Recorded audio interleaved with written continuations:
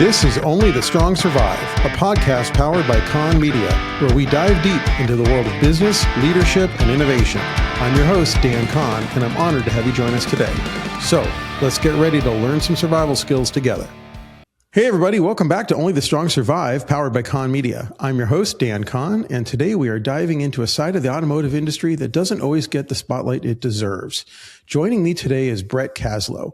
Brett has deep roots in the auto body and repair world, and now he's helping lead a new venture here at Kahn Media called the Garage Agency, focused specifically on helping shops modernize their marketing and online presence. Brett, it's great to have you on. Thanks. Great to be here, Dan.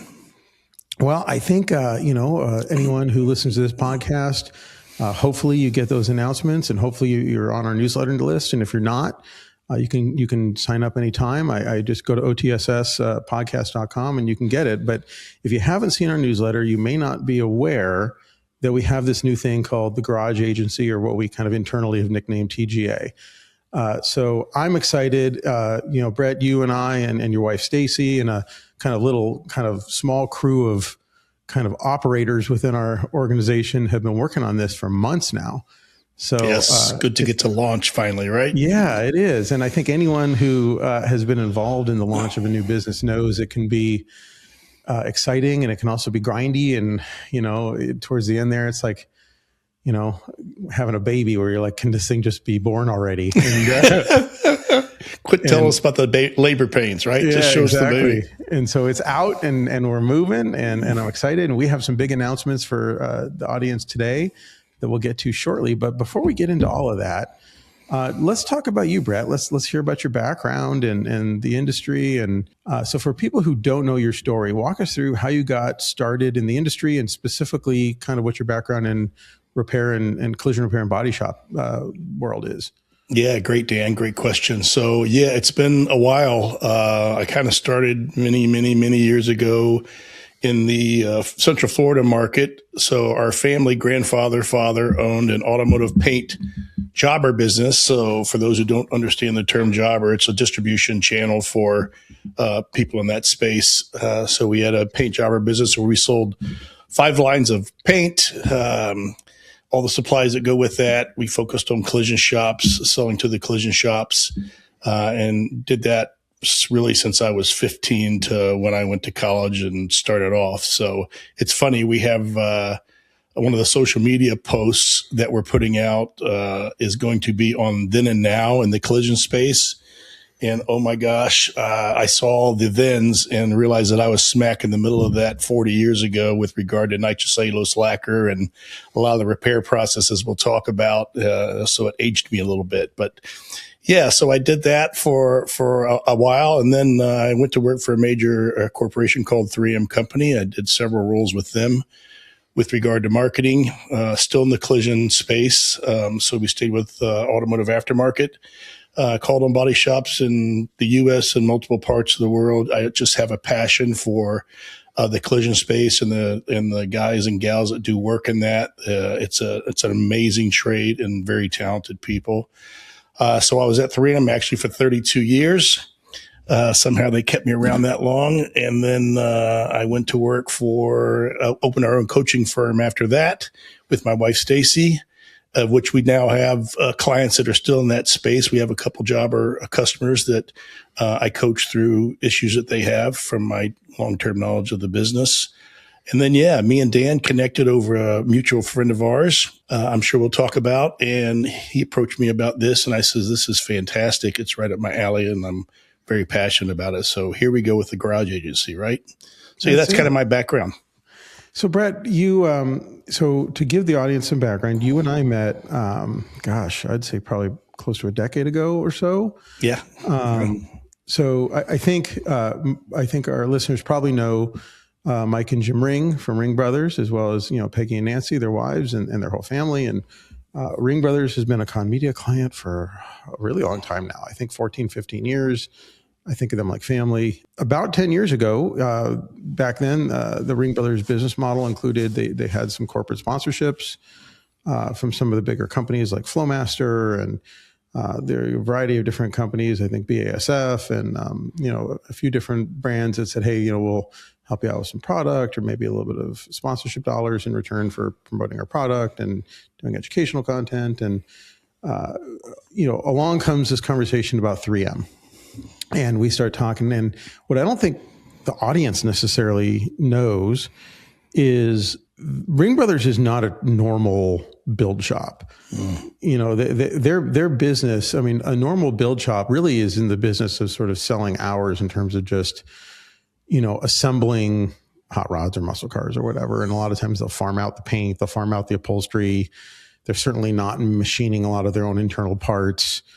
So the Rings have sort of an interesting thing because they're in this little town of Spring Green, Wisconsin. They have this whole other business that we help support, which is designing and machining and then selling the billet components that they end up designing for one car. And then once they're on a AMX or a Mustang or Camaro or whatever, they'll sell them to anybody. Because like the hard part with the CNC business is the R&D part, right? Once you get the file loaded in the machine, then you're just sort of rinse and repeat over and over again. Cut and go, right? Yeah. Yeah. But then there's this whole collision repair side, right? So they not only do they do their own paint and body, and it's really Mike that kind of leads that, and Jim's more of the fab and assembly and wiring guy, and Mike's kind of the paint and body guy. But they also have an actual collision repair business on site, right? Yeah. Classic auto body. Yeah. So like that, they are the collision repair shop in their town. So you could be going to Spring Green to check in on your, $900,000 carbon fiber, supercar that's going to debut at the SEMA show or something. Or you could just be going over there because you hit a turkey with your Toyota and, you need to get the dent taken out of the front fender. Yeah. That has always cracked me up. So they said, hey, we want to approach 3M. We use a lot of their products. And we started talking to a few different people, and very quickly, early in those conversations, along comes Brett. And I don't know, walk us through what that was like for you, because to me, it felt like there was an immediate connection there. Yeah, and there was. And even when we all 3 or 4 or 6 of us at that time met, right? It is the love and passion of the Ring Brothers that attracts everybody to them. They are people with extreme talent who obviously have won, Car Builders of the Year multiple times, but they still act and live like a good old boy Wisconsin families, right? So ironically, great story. As I told you, I worked for 3M, and when Dan and I and the Rings had these initial conversations, I walked into Ring Brothers. First of all, of course, Mike Ring was to meet the owners of this massive company, right? Mike Ring was sitting on the floor, completely covered in dust on a rolling stool. And I walked up to this guy who I just assumed was one of their bodymen and said, I'd like to talk to Mike Ring. Is he around? And he said, well, this is Mike Ring. So immediately I said, okay, this is the kind of people that I like, right? He was in the collision shop side of it at that time. Well, as we started to talk and walked around, he took me into the other part of the shop, and the supplies used in a rebuild shop or a custom shop, and supplies used in a body shop are in essence the same thing, except for the high end tools that they use for metal, et cetera. I walked in and there were 4 pallets of competitive abrasive tape, et cetera, products on the floor of the shop that had just been dropped off. So they were just this close to signing a deal with another manufacturer to do what they do. So in a series of conversations, we ended up, falling in love with each other as we do with everybody else, and ended up basically pulling all that stuff. And we struck a deal with 3M, and we took over as their sponsor. So yeah, a lot of fun, and it's been long lived ever since. As you know, relationships like that don't go away. So yeah. And we all still see them and still meet them regularly. So this is about where I enter the picture, because you had come into the shop, you started that conversation. We had already been pretty far down the road with that other company that competes with 3M. I remember there was a lot of late night phone calls with the Rings. They felt a lot of conflict where they're like, well, we were pretty far down the road with these other guys, but we were like Brett, and maybe we should work with 3M. And we kind of have to pick one, and it's always nice, I guess, to be the hot girl in the bar, right? Yeah, there's a far cry from that here, Dan, but that's a good analogy. Same. I have not had that experience yet, but okay. And it's a long story short. I think they made the decision they wanted to work with you and with 3M. I think it was more they want to work with you, and then by extension 3M. And they said, hey, we got to go to St. Paul and we're going to go to 3M headquarters to see if we can sort of finalize this deal. And would you come with us? And I said, sure. I had never been to anything like that 3M campus before. And I just remember like there was like an innovation center and it was almost like something you'd see at like Epcot. Like you go in, there's multi-video displays and it was literally like almost like a little mini like amusement park showroom thing showing off all the stuff. And here's our dental bonding glue and here's our masking tape line and here are these other ththings we do for like the defense department. And it was so big and it was such a massive like campus. And I mean, we went and visited the spray booths where, you guys are testing spray guns. And I just remember being completely overwhelmed at the scale that a company, I had never been exposed to a company that big other than maybe like General Motors. Mm-hmm. And I was just floored. And so I guess what I wonder is after spending over 30 years there at one of the biggest, certainly Fortune 500, I'm guessing probably Fortune 50, one of the biggest companies in the world. Yeah. But you're also calling on either these jobbers and WDs and probably occasionally visiting actual body shops and collision repair shops where these are all small, local, regional businesses that are probably, maybe a dozen employees. And how do you make that shift mentally and emotionally where like you're going into work every day working for this mega corporation, but then you're calling on these customers that have very different, I'm guessing, challenges and wins than when you work for this publicly traded entity that's like, humongous. Yeah, that's great. A great analogy. And it's I always like to say that I was a light blue collar worker. Right. I mean, we worked for a major corporation worth $40 billion at that time. And, obviously white collar world, but I lived in a blue collar space, which is where I chose to live. I chose to stay in the space where we're calling on shops and distribution, et cetera. So I had that nice hybrid of corporate world where their genius and their big world thoughts came into play. But I actually got to talk to collision shop owners and to body shop people on the fender and in the paint booth every day of my life. That's the power of that division at 3M, is that they live in the end user space. And that's not normal for a corporation that size. So we actually got to pull product through training and education and demos. We got to pull product through from the from the manufacturer 3M to the collision shop by educating people on what the right way is to do that procedure. So we were a hands-on sales team. I mean, it's not like we were going in there showing them something and saying, hey, we would like to see you use this. We would actually show them how to use it. So, a lot of, and we had a lot of products, right? So you use the broad depth of things that shops use, from adhesives to masking tape to panel bonding to you name it, to all the new stuff now, right? We had to learn all that and learn how to sell it to the shop. So that's kind of where it makes it easier for us, is that we were already in that world. We didn't have to learn how to live in there. So people who typically start with automotive aftermarket, and this is true of any place you're in it, they stay in it.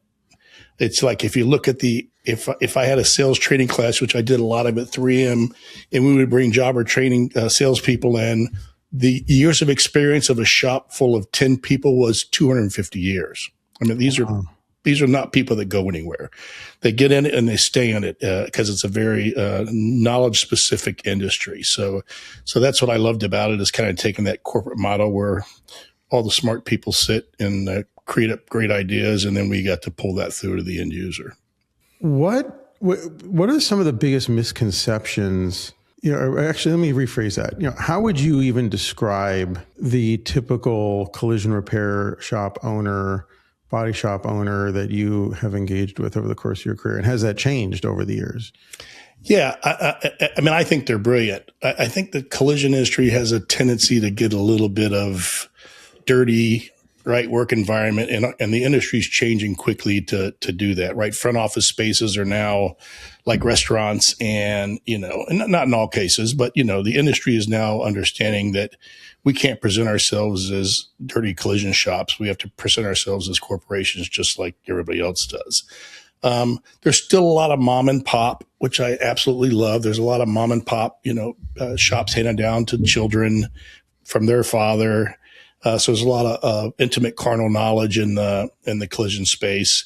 But I also think that now people are investing in shops as an investment. So they may not come from that space. Owners are looking for shops to buy who didn't necessarily come from the collision shop space, but want to figure out how to make money doing it. So there's this mix now of what used to be intimate knowledge of the industry with people who just understand business, buying shops up and running shops. So it's kind of a nice combination. Well, I think what you just described, Brett, is really a description of, I'm guessing probably a lot of industries, but certainly my experience is primarily focused on automotive, and certainly all aspects of the aftermarket have seen versions of what you just described, where there were a lot of sort of family businesses and a lot of sort of entrepreneur-led businesses.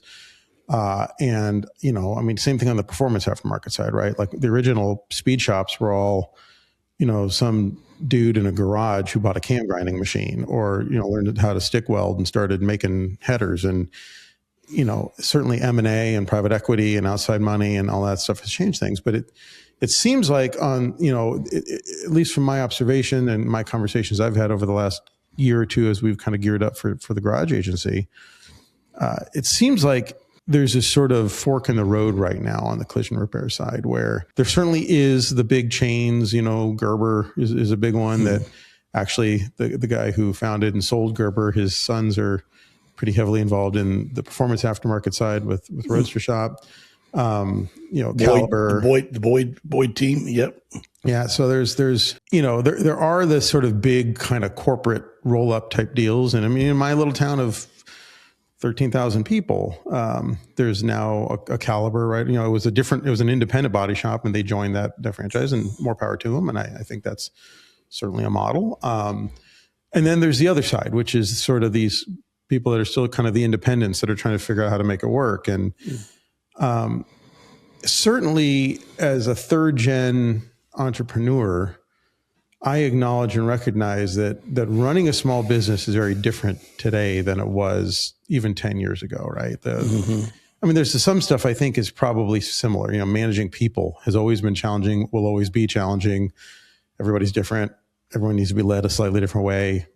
That is what it is. Keeping clean books, that is sort of probably a constant. Managing cash flow. These are all sort of any business, right? Whether you're a dry cleaner or a body shop owner or running the local bank, these are all probably pretty similar challenges. But then there's like the sales and marketing part, where now all of a sudden people aren't learning about businesses through word of mouth. They're not looking at the newspaper. They're not picking up a Yellow Pages. And, I think, and you tell me what you think, that, collision repair is one of those things where, I kind of liken it to something similar to like HVAC. Nobody wants, to either call the HVAC repairman or put in a new HVAC system. That's not like hey, I can't wait to spend 15 grand on, a new condensing unit. Nobody gets excited about that. It's not like, some people get excited about buying a new piece of technology or a new pair of shoes, right? This is not the same thing. Yeah, no. But in most cases, not all cases, it is sort of something you have to do, right? Like if you live in a climate where it gets really cold in the winter, you need a furnace that works. Yeah. If you're driving to work, yeah, exactly. If you're living in if you're driving to work every day and someone rear ends you, you don't want to drive around in a car with a smashed up rear end. You got to get it fixed. So, these are businesses that serve a need in the community. It's honest work, but it's not necessarily, something that people are interacting with every day. So they don't call a collision repair shop until they need a collision repair shop. Yeah, bingo. So what are these owners facing right now? What is the path they have to walk to succeed in business, and what are the sort of challenges they're running into? Yeah, I think it's a learning curve for shop owners, right? Some get it, and not all do. Technology is a huge thing, as we talk about even in our coaching businesses. You see the same mistakes happen over and over and over again in any small business. So, and I say small business under $1 million, right? And systemization is one of them, right? Marketing and sales is absolutely one of them.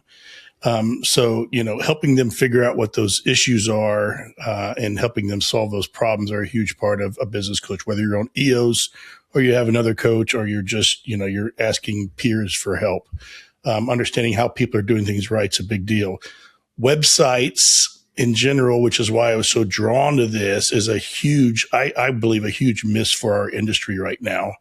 We just have typically not done it. Even if we talk about digital versus paper catalogs, right? I mean, a large portion of our space, still reads magazines because that's what they have sitting on their desk, and they're just so busy, it's hard to do everything. So I think getting this understanding or delivering this understanding to the shops about how they can play in that digital website space and how they attract clients that are going to actually sign on the line, and they're not just a catalog for people talking about what they do. Our trick is to help them understand you can have a beautiful website, but if it's not doing all the right things, it's not going to make a difference. And that's what Garage Agency does. It takes a strong look at what they're doing from a website standpoint. And if it looks great, that's less work we have to do. But unless they're pulling in SEO and all the tools that we need to have them understand whether clients are actually calling them or not when they have a car that's broke down, because like you say, that's the only time they're going to do it is when something's been damaged. So, yeah, that's kind of the shift in the trend and us assisting clients with that. Well, and for some background, I think, it's not something I don't think I've ever talked about this on the show before, but when I was, so I grew up in a house with a car guy dad who he believed that, a car guy does everything, right? So he built his own motors. He sprayed his own paint. When we would build a project, it was like from scratch. Our driveway is still to this day. My parents live in the same house that they bought in 1984. And the driveway is still red because he painted most of his project cars red, and he would paint them in the driveway, and the neighbors were not thrilled. But, that was back in the old days, spraying, lacquer and synthetic enamel. And I think Deltron, there was like a lot of years of spraying Deltron. And, at one point we started using respirators because we'd go in the house and blow our nose and blow red paint out for 2 days. And this is probably not great long term. Not healthy. Yeah. And one of my dad's best friends, who's still alive, still around, and gotta be 90, was this guy, Nick Johns. And it's exactly what you were talking about earlier, because Nick owned this little body shop called Hamrick's in Canoga Park, California, in a not great neighborhood. And if you were to meet Nick on the street, let's just say he resembles the unhoused. This guy, crazy hair, shaggy beard. His clothes were always covered in paint and had holes in them. He actually was a successful businessman and lived in a beautiful house, and to this day, has some crazy cars in his car collection. He has a GNX that's like shrink wrapped with 0 miles on it. He has I think a 0 mile GMC Cyclone. Like, he's got some crazy stuff, but you would never know by meeting him. And was a Juilliard educated pianist. Like, this guy was brilliant. You would talk to him and you could tell within 10 minutes of talking to him, he was just brilliant. Mm-hmm. But chose this life and liked it, and was kind of nocturnal and would work all night and would kind of sleep during the day, and had this body shop and had a bunch of guys working for him. And I wrecked, my dad helped me build a 68 Mustang Fastback. And I've talked about that car on the show before. That was sort of my entry into this whole world, because we started when I was 14. We finished when I was 16. I shot a bunch of pictures. I wrote an article about it. I sent to a bunch of magazines, got a bunch of covers, met the editors and went, hey, how do you do what you do? And off to the races I go with PR and journalism and all that.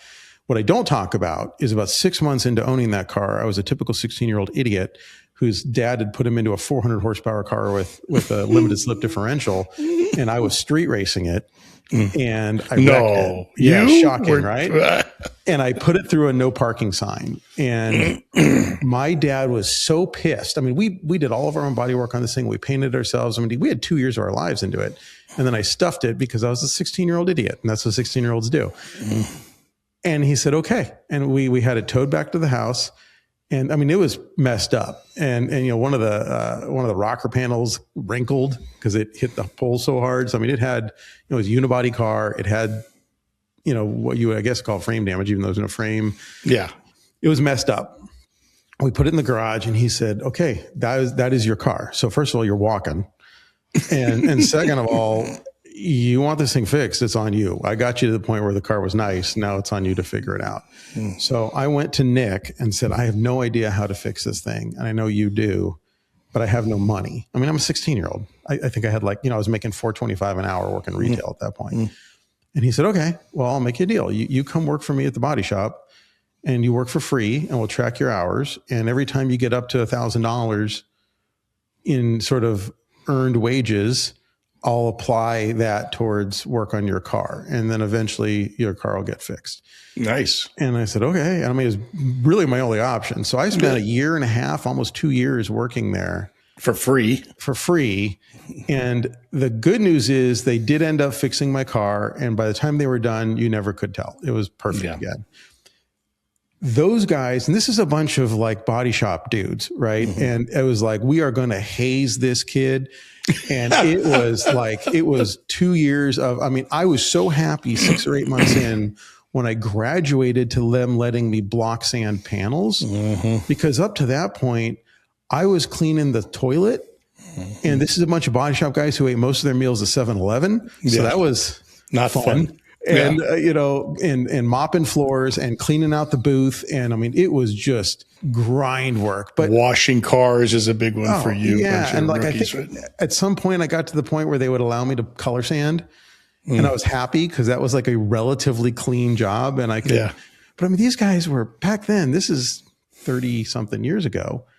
They were pirates. They were standing in the spray booth, spraying out panels with a lit cig, spraying urethane. And I'm like, I mean, now that would be like the number of OSHA violations and everything else, but they didn't care and they turned out beautiful work. But I learned a lot. And I also learned really the value of an honest trade, because these were all guys, none of them, I mean, the owner was obviously brilliant and well-educated and all that stuff. The guys who worked for him did arguably better work than he did.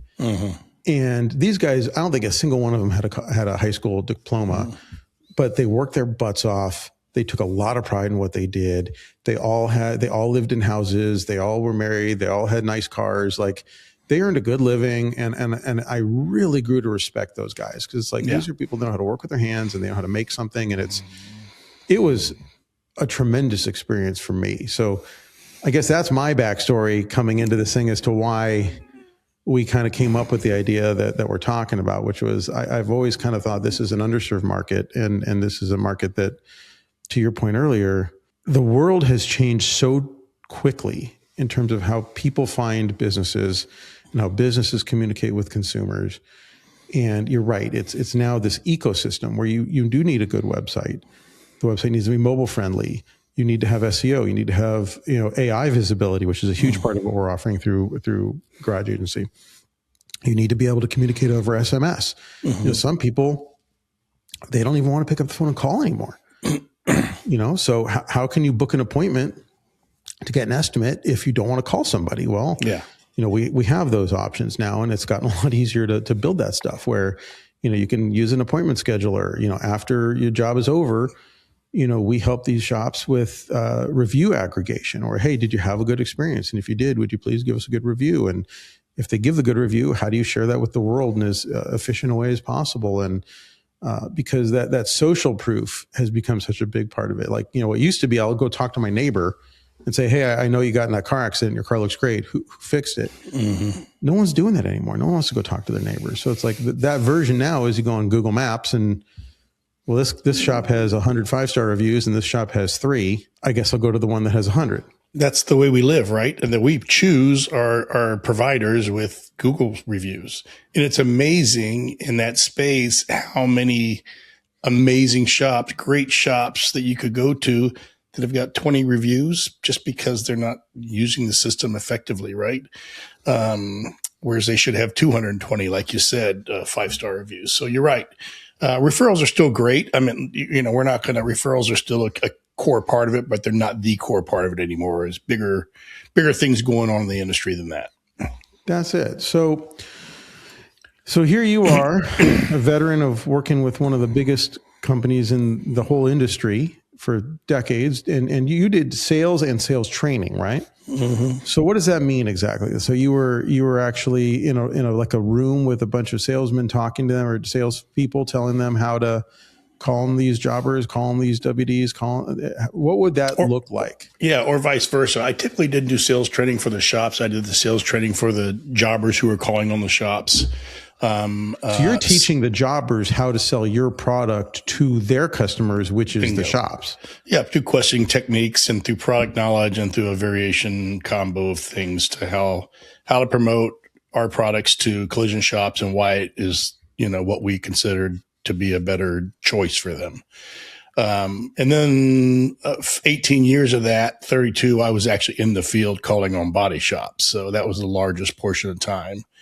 Was pulled to St. Paul for marketing on some key product categories. I was a global marketer for abrasives, global marketer for the paint solutions, which are PPS cups and liners that you spray paint out of. That was one of my roles. And kind of my last role after doing marketing with 3 or 4 divisions was the sales role, which I loved the most. That was my favorite role at 3M. I did some key account stuff with several very large companies like Sherwin-Williams and National Oak and some big players in the field. But I really loved the sales training piece of it because, again, I still got to go out and call on the collision shops, which I missed. I missed that interaction with the guys on the fender, and I got to do a lot more of that when I got in that final role. And then finally, the old man retired. So here I are.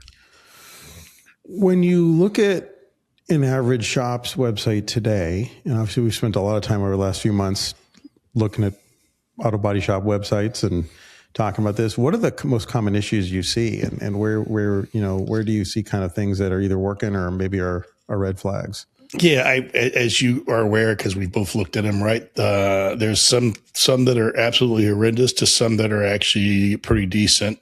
Call to action is a big miss on most shops, right? Again, you can have a beautiful shop, but it's at that point in time, it's just a brochure that explains what you do. What you're looking to do with a website is if somebody's searching for collision repair, you have a strong call to action to drive those people to your shop. Anybody can write stuff or build stuff into a website that explains all the nice things that they do, but you need a call to action to close that deal. The other big miss, and I'd say in almost all of them, is they're not tracking metrics on their who's visiting, keyword search, SEO. Those are all things that you can change and do things with. So understanding, behind the scenes, what's happening, who's coming to the website, what they're doing when they get there, what links are they clicking, are they setting appointments? All those are the next big steps in a website that we don't see a lot of. Most of them are just informational, not transactional. Here we are, we've kind of backed into this conversation and given a lot of background. So fast forward and we've got this new company.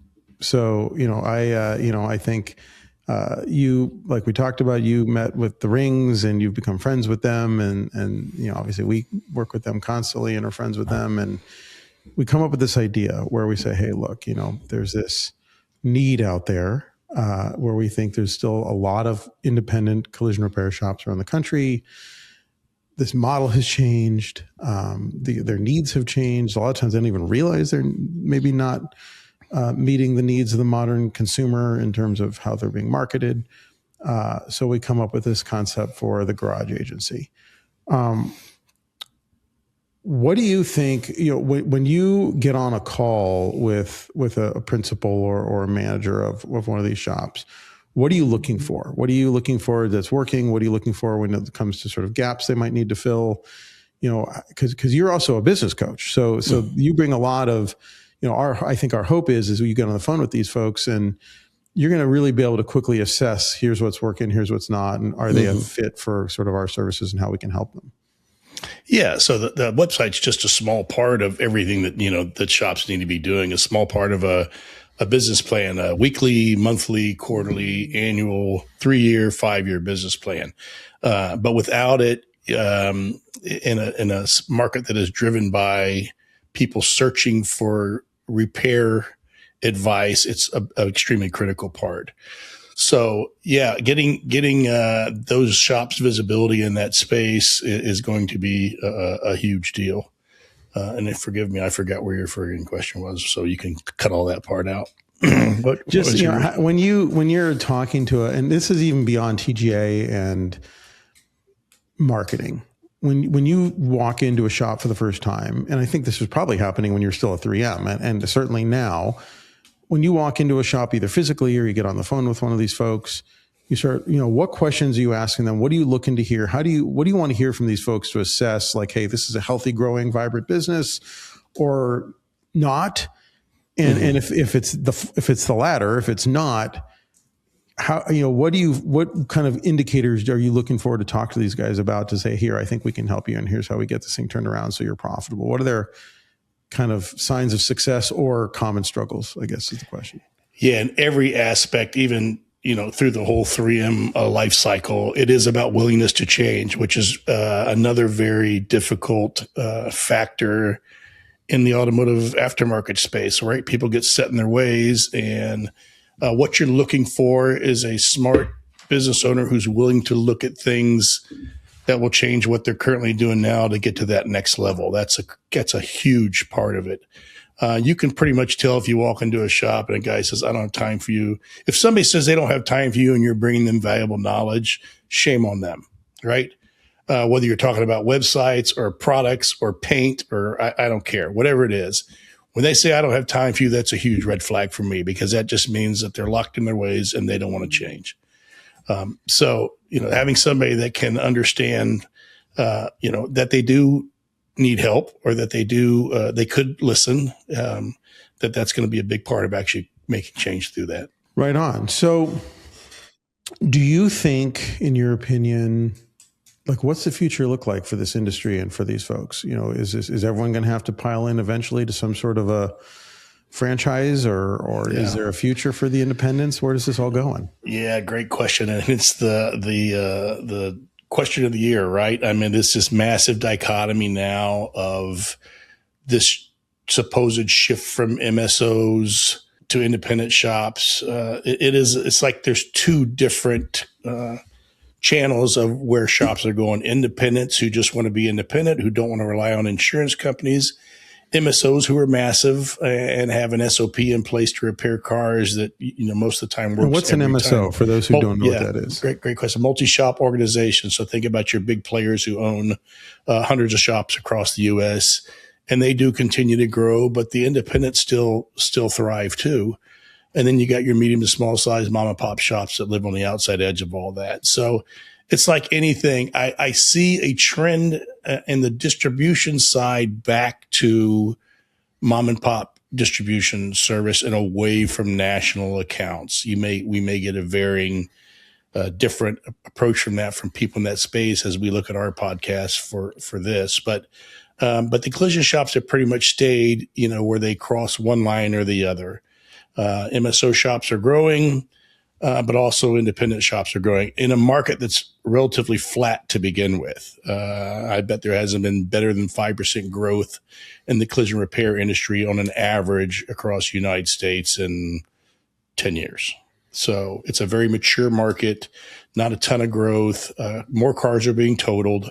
1, 2, 3 airbags go off as your car's totaled and you can't fix it. So all changes to the market that are affecting people's ability to repair cars. So yeah, I see that. That's where we're trying to find this balance, because MSOs are not our target client, because they're locked in place and ready to go and they do an amazing job at what they do. Our targets are those independent shops who want to do everything they can do to draw more clients into their shop, not tied typically to an insurance claim. And it can be, but not tied necessarily to an insurance claim where they can garner that business. One of the things I wanted to ask about is, I guess, a two-part question. First of all, how does electrification impact all this, or does it? And my other question was, it just seems like in the last 5 years, the price of new cars has just exploded, even beyond the pace of inflation. So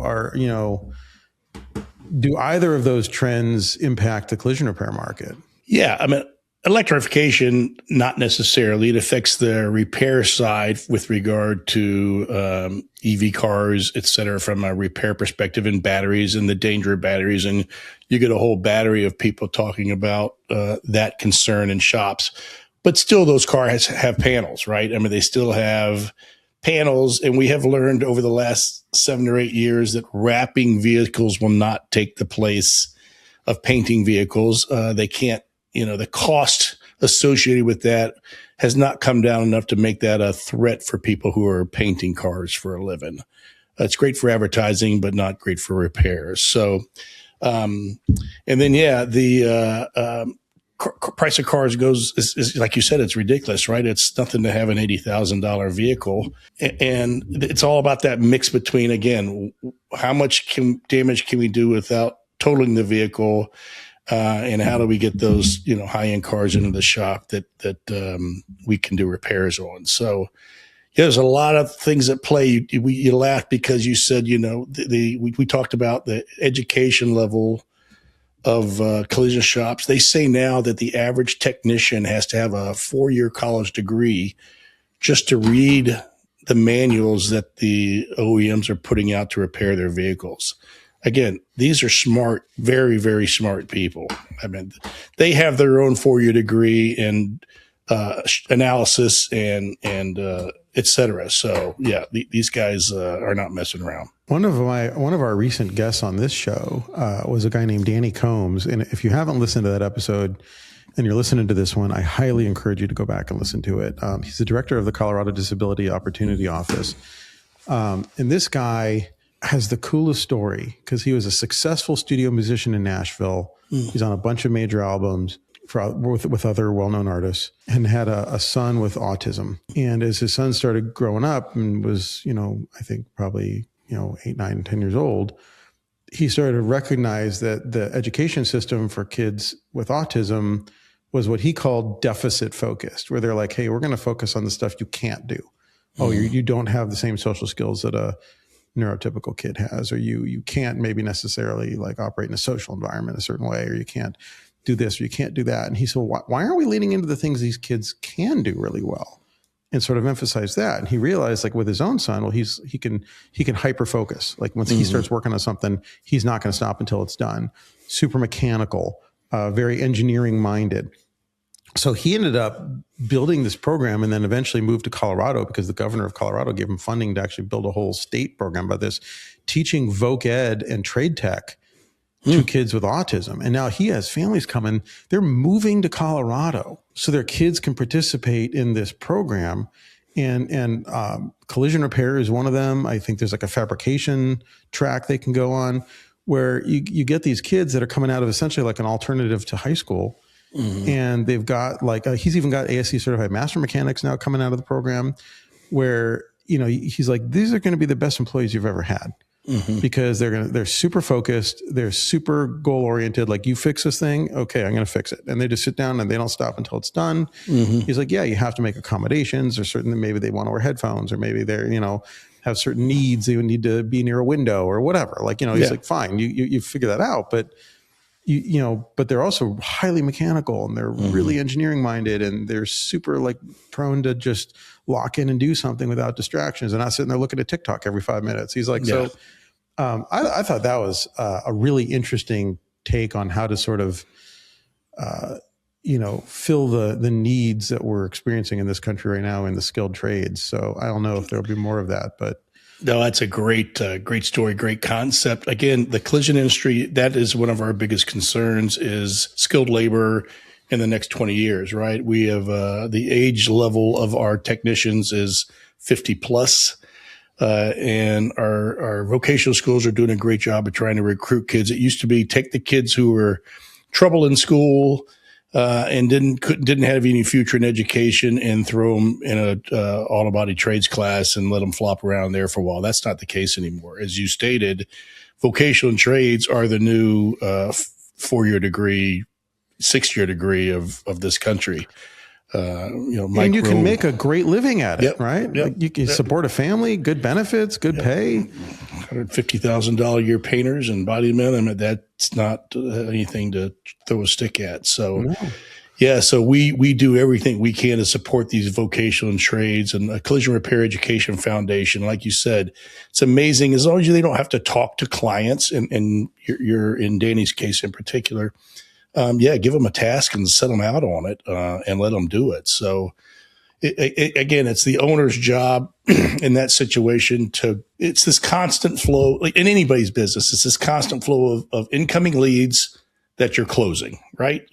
Other than waiting for somebody to send their aunt over to you for that. You got to have systemization or systems in place that provide a constant flow of new leads that are leads that you want, that you can keep your shop full with. And then most problems go away. Full shop means happy owners. And that's part of what we're offering through the garage agency, right? It's not Correct. just a website or email drips. It's a system. We build up, we've helped these companies develop. And it's funny because at Kahn Media, we've been doing that for almost 20 years at sort of the enterprise level. We're dealing with car manufacturers and parts manufacturers, but we've never worked at the local and regional level. So for me, that was the big draw. Is I like working with local businesses. I like working with small businesses. And so it was like, hey, if we can help these folks build a system that will give them some success, that's really exciting. Yeah, the team's done an awesome job. We've had 6-8 people involved in launching this garage agency program. They've got some very cool visibility checks, super online. Go through a series of questions in less than 3 minutes, and it'll immediately spit you out a report that says you need help. In essence, you're invisible. Basically, you're visible, but you're not continuing to drive traffic to your shop and close. Or the third step is you look good, but you could still use probably some more data analysis, et cetera. So, and it puts you in one of these buckets, and so wow, I need help immediately. Or I need help, but it's not as critical as it is if we don't do it right now. For you personally, and it's sort of a unique scenario because your wife is also a very successful business person, and we've got Stacy involved as well on TGA as a kind of an operations lead and project manager, and so both of you have been critical to the building of this thing. And you and I have not rehearsed any of these questions, so I'm going to ask you live on camera. From the moment I approached you on this to now, what excites you about this? Because you're clearly doing it out of passion more than anything else, and I do wonder why. Yeah, it's great. Again, I think I've spoke to a lot of that through this interview. Right, I am extremely passionate about this space. I've worked in other industries, not many other than the collision space. I'm working in another industry now, assisting there. But there's nothing like this space to me. The people in it are phenomenal. I have obviously an intimate knowledge of it, which somehow I didn't lose any of that over the years, or not a lot of it, as my brain continues to go. I love the people in it. Everything about it I love. So that alone, and I saw the need when you proposed this to me. It's like, wow, yes. We owe it to these folks to help them get to the next level so their lifestyles are sustainable for the next years and their families can stay in it and their kids can come into it. So yeah, passion, I guess, is the best word for all that. I love it. And I love that answer. And before we kind of wrap things up, when you're talking to these folks, and you're talking to them about how you can help them, talking to them about their business, and maybe they're not super tech savvy when it comes to marketing, modern technology, social media, computers, websites, AI. How do you balance sort of education and execution when working with clients that maybe this isn't their primary focus? They're great in a spray booth, but maybe they don't understand all this computer stuff. Yeah. And no, we don't expect them to be, right? I mean, that is also the beauty of what we do. You're a collision shop. Focus on what you do well. Let us do the things that you may not know how to do so well. So that is this beautiful hybrid of intimate knowledge of the shops combined with the solutions that our people can provide, combined with the amazing work that they do. So you put all those three things together. We've got people that can do that for you. And that's another big thing with coaching. It's like, I can't remember the book. I strongly suggest it's like, don't try to be all things to all people. It's never going to work, right? Who underneath you, either on your team or people that you can outsource, can help you get to the next level. And that's exactly what this is. Let us help you get to the next level. I love that. I'm now going to ask you a question that I have asked every guest on this show. When you think back on your career from the beginning and kind of working at the family jobber in Florida to today, what's the biggest mistake you made and what did you learn from it? Wow. I had a lot of diversity. I may have stayed at 3M a little too long. 32 years is a long time at one company. And I probably learned more since I left. Don't get me wrong. 3M was an amazing place to work and I supported my family. And I learned a ton of things. I've probably learned more since I stepped away from 3M, being a business coach and working with you and doing things that I never had any knowledge of. So I would say, somehow finding a way to balance that, walk away and do other things without investing 32 years of my life in one place would have probably been beneficial to me. But yeah. Well, with that in mind, Brett, I'm excited before we kind of wrap this up to tell the audience that if you've enjoyed this episode, there's more coming your way. Why don't you kind of let everybody know what we've got cooking here? Yeah, great. We're very excited to launch our own podcast for the Garage Agency, or TGA as we call it in short. I think we're going to go with the Dent Authority, have some key speakers and key personnel and thought provokers in the industry show up with us on a podcast and let you guys listen to that. Yeah. So whether you are involved in the industry, you own or run a shop, or even if you just like listening to a couple knuckleheads talk, we'll have a lot. We're going to tackle a different challenge that shops face every episode and try and figure out how to solve it. And I'm looking forward to it. So it'll be fun. Look for announcements on the Dent Authority coming out soon. Yeah. All right. So Brett, as we wrap up, where do people learn more about the Garage Agency or get in touch with you? Yeah. So we have a full-blown The Garage Agency website, thegarageagency.com. I have my contact information is on there. If you plug in, I want to consult, do the visibility check, great free way to understand where your shop might be positioned versus others, and all kinds of ways to contact us through that. That is a wrap for today's episode of Only the Strong Survive. For everyone listening, if you got value out of this episode, please make sure to subscribe, leave a review, or share it with someone who you thought needs to hear it. You can get this show on YouTube, Spotify, and Apple Podcasts. Thank you again for tuning in. Brett, thanks for coming on the show. Thanks for having me, Dan. Sounds good. All right, everybody. See you out there.